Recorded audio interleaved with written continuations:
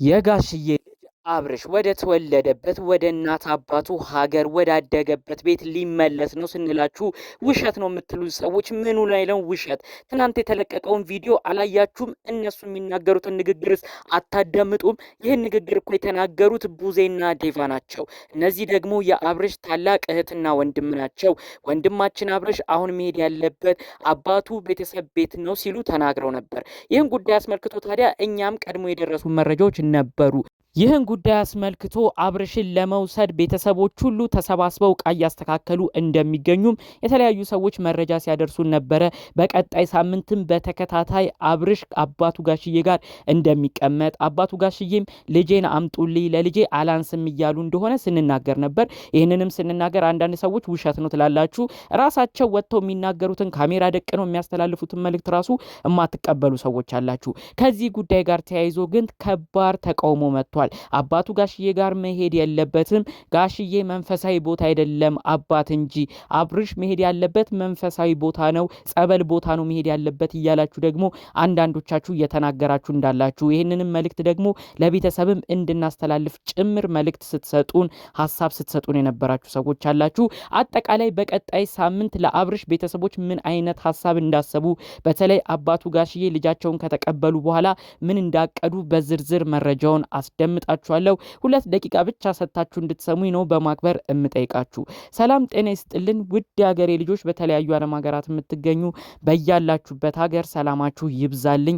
ዛሬም አዳዲስ በሆኑ መረጃዎች ብቅ ብለናል። ለዚህ ቻናል አዲስ የሆናችሁ ሰዎች እባካችሁ ሰብስክራይብ አድርጋችሁ ሁሌ የምንለቃቸው ቪዲዮዎች እንዲደርሱ ይሁን። ቀጥታ ይዘን ወደ መጣ ነው ዝርዝር መረጃዎቻችን እናመራለን።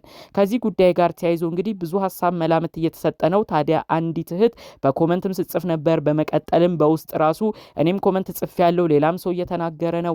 አሁን እኮ አብርሽ አባቱ ቤት መቀመጥ ዋጋ የለውም፣ ምንድነው እናንተ ራሱ መልእክት የምታስተላልፉት ብላ ነው እንግዲህ ከባባር ነገሮችን ስትነግረኝ የነበረው። አሁን ይሄ ልጅ የሚያስፈልገው መንፈሳዊ ቦታ ነው። አባቱ ጋር ቢቀመጥ ምንድነው የሚረጋጋው? ይሄ ልጅ እንደፈዘዘ አይተናል፣ ተመልክተናል።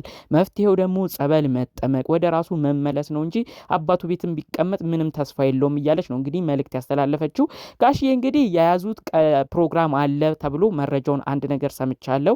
ልጅ አብርሽ በሰላም ለሀገሩ ይብቃልኝ እንጂ ልጅ አብርሽ በሰላም እኔ ቅፍ ይግባ እንጂ እኔ ማረገውን ነገር አቃለው እያሉ ሲናገሩ ነበር ይመስለኛል። እኔም በመንፈሳዊ ቦታ ይሄ ልጅ ጤናውን እንዲያገኝ ሳቁ እንዲመለስ አባት ጋሽዬ እቅድ እንዳቀዱ ሀሳብ እንዳላቸው ነው ያሉት ነገሮች የሚያሳዩት። ለሁሉም ነገር ግን ልጄ በሰላም ይግባ ብለው ነው እንግዲህ የተናገሩት። ከዚህ ጉዳይ ጋር ተያይዞ ታዲያ እንግዲህ የተፈራ አንድ ወሳኝ ነገር አለ።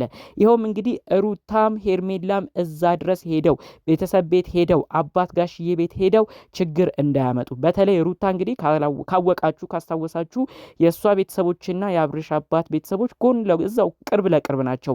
እንኳን ሩታና አብርሽ አይደለም የሩታ እናትና የአብርሽ አባት ጋሽዬ በጣም ነው የሚቀራረቡት። አልፎ አልፎ አንዳቸው ቤት ሄዳሉ።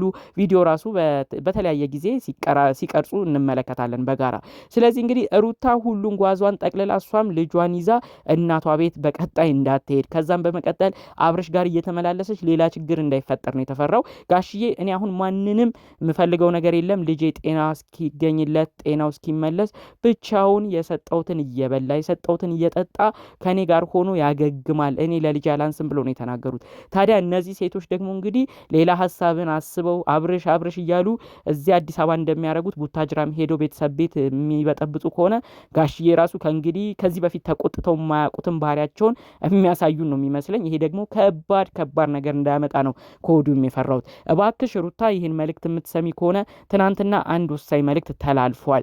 በተለይ ደግሞ ቡዜና ዴቫ አንድ ላይ ሆነው ሄርሜላን መክረዋታል። እባክሽ ሄርሜላ ችግር እንዳታመጪ፣ ነገር እንዳትበጠብጪ፣ አብርሽ ወደ ራሱ ይመለስ፣ አንቺም ፍቀጂ፣ ቤተሰብ ጋር ይቀመጥ ብለዋት ሄርሜላ በነገሮች ሁሉ ተስማምታ ችግርም አላመጣም፣ አብርሽ ወደ ጤናው የሚመለስ ከሆነ እኔም ደስ ይለኛል፣ እኔ እሱ ጤና ሲመለስ ማየት ነው የምፈልገው ብላ በዚህ ተስማምታለች። ነገር ግን የተፈራው የሩታ ጉዳይ ነው። ሩታ ልጇን ይዛ ከሄደች ከባድ ችግር እንዳይመጣ ነው። ምክንያቱም አባቱ ጋሽዬ በጣም ነው የሚያከብሯት፣ በጣም ቦታ ይሰጧታል። የልጅ ማድረግ ያሳየሽኝ፣ አያት ያደረግሽኝ፣ ልጄንም የልጅ አባት ያደረግሽው አንቺ ነሽ ብለው ሩታን ብዙ ጊዜ ነው የሚያከብሯት፣ ብዙ ጊዜ ጥሩ ነገር ስለሷ ይናገራሉ። አሁን ግን በሆነው ነገር በተለይ በሰሞኑ በሚለቀቀው ቪዲዮ በመፍዘዙ የሩታ እጅ አለበት በሚባለው ጉዳይ ትንሽ ለሩታ ያላቸው ነገር ሻከር ያለ ይመስላል። አሁን ደግሞ አስቡት አብርሽ አባቱ ቤት ገብቶ እሷ እንደለመደችው አዲስ አበባ እንደምታረገው እነ ቡዜ ጋር እየሄደች እንደምትጨቃጨቀው እዛም ሄዳ ይሄን ጸባይ ካሳየችና አባቱን ጋሽዬ ከተጨቃጨቀች እነዚህ ቤተሰቦች ሙሉ ለሙሉ ነው የሚቆራረጡት። ጋሽዬ ራሱ እንደ በፊት ጊዜ አይታገሱም። ምንድነው አንቺ ልጅ ወይ አትታዩ ወይ አብረሹ አትሆኚ ብለው እሳቸው ራሱ ነው ከእንግዲህ በጣም የሚናገሯት። ታስታውሳላችሁ ብዬ አስባለሁ። አሁን ድረስ ከአብርሽ ቤተሰቦች በጣም እንግዲህ ለሩታ ክብር ያላቸው አባቱ ጋሽዬ ናቸው። በሌሎቹ እንደምናውቀው ኤፋም ሩታን አከብራለሁ ይላል። ነገር ግን የኤፍሬም ሴራ ከጀርባው ሌላ ጉድ አለው። በዚህ በኩል እነ ቡዜ ራሱ እንግዲህ በሩታ መናደድ ከጀመሩ ቆይተዋል። ሩታ አበሳጭነች እያሉ እሷን በቃ ማብጠልጠል ጀምረዋል። ብዙ ተናንቀዋል። ከዚህ በፊት ቡዜ ራሱ ሩታን ታከብር ነበር። አሁን በሚሆነው ነገር ግን ቡዜ ራሱ ተስፋ ቆርጣ እሷን እያከበረች አይደለም። አንድ ሰው እንግዲህ ለእሷ የሚከራከረው ጥሩ የሚያስበው ተንኮል ሴራን ሳያስብ እንደ ኤፋም እንደ ቡዜም ሳይጨክንባት ለሩታ ጥሩ ቦታ የሚሰጡት አባቱ ጋሽዬ ናቸው። ታዲያ እኚህን አባት ግን በአሁኑ ዙር እንዳታስቀይም፣ አሁንም ካለበት ከአባቱ ቤት እኔ ወስደዋለሁ ብላ ከአባቱ ከጋሽዬ ጋር ንትርክ ፈጥራ ይሄ ልጅ በድጋሚ እንግዲህ ከአባቱ ቤት ወጥቶ ሰላሙን እንዳያጣ በድጋሚም ችግር እንዳይመጣ ነው ከሆዲው የተፈራው። ይህን ጉዳይ አስመልክቶ እባክሽ ሩታ ይህን መልእክት የምትሰሚ ከሆነ ሄርሜላም የተወሰነውን ውሳኔ ተቀብላ እሱ ጤናው እስኪመለስ እኔም የተቻለኝን አደርጋለሁ ብላ ተስማምታ እዛ ላለመሄድ ቃል ገብታለች። እባክሽ እዚህ ቦታ ላይ እንኳን አንቺም ነጥብ አስጥለሽ ራስሽን ዝቅ አድርገሽ መሳቂያ እንዳትሆኚ፣ በጋሽዬም እንዳትጠመጂ፣ ቤተሰቡም አንቺን እንዳይጠላሽ፣ አንቺም እንደ ሄርሜላ ጸባይሽን ገዝተሽ ያሉትን ነገሮች በሩቅ ሆነሽ ለመከታተል ወስኚ። ከዛ ውጪ ለሚመጣው ነገር ሁሉ እመኚኝ ሩታ፣ አባት ጋሽዬ ከዚህ በኋላ ከተናገሩሽ አንቺን ማንም ቤተሰብ አይፈልግሽም። ከባድ ጣጣ ውስጥ ነው የምትገቢው። እንኳን አብረሽን ማግኘት አይደለም የሚወዱሽን እኛን አባት የሚከራከሩልሽን ጋሽዬን እሳቸውንም ሁሉ እንደምታጪ ነው አስጠንቅቄ የምነግርሽ። ከሰሞኑ ባሉት መረጃዎች በተለይ ደግሞ አንዲት እህቴ በውስጥ አካፍላኛለች ያልኳችሁ አብርሽ መሄድ ያለበት እናት አባቱ ቤት መሆኑ ጥሩ፣ ነገር ግን እዛ ቤት መሄድ ማለት መንፈሳዊ ቦታ መግባት አይደለም፣ ለአብርሽ የሚያስፈልገው መንፈሳዊ ቦታ ነው ብላ ይህንን መልእክት አባቱ ጋሽዬም ሰምተው በደንብ መንፈሳዊ ቦታ እንዲወስዱት የሰጠችኝን ምክር ሀሳብ እናንተስ እንዴት ትቀበሉታላችሁ?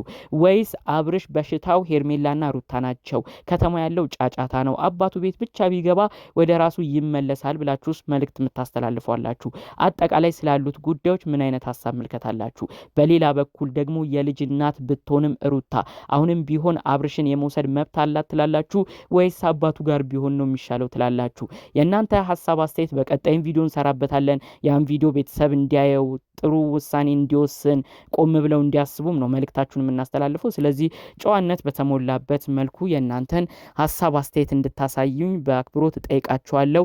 አብርሽ ወደ ሀገሩ መግባቱ እውነት ያድርገው፣ ዜናው በሰላም ከአባቱ ጋር ተገናኝቶ ለቀጣይም እንግዲህ አዳዲስ ቪዲዮ እንዲሰሩልን ከአባቱ ጋርም ሆኖ መልካም ነገር እንዲያሳየን የእውነት ከልብ የምንመኘው ጉዳይ ነው። ጠቅለል ባሉ መረጃዎቻችን ለዛሬ ይዘን የመጣ ነው ይህን ይመስል ነበር። በሌሎች አዳዲስ ቪዲዮዎች እስክንገናኝ ሰላሙን ሁሉ ተመኘሁላችሁ። ሰላም።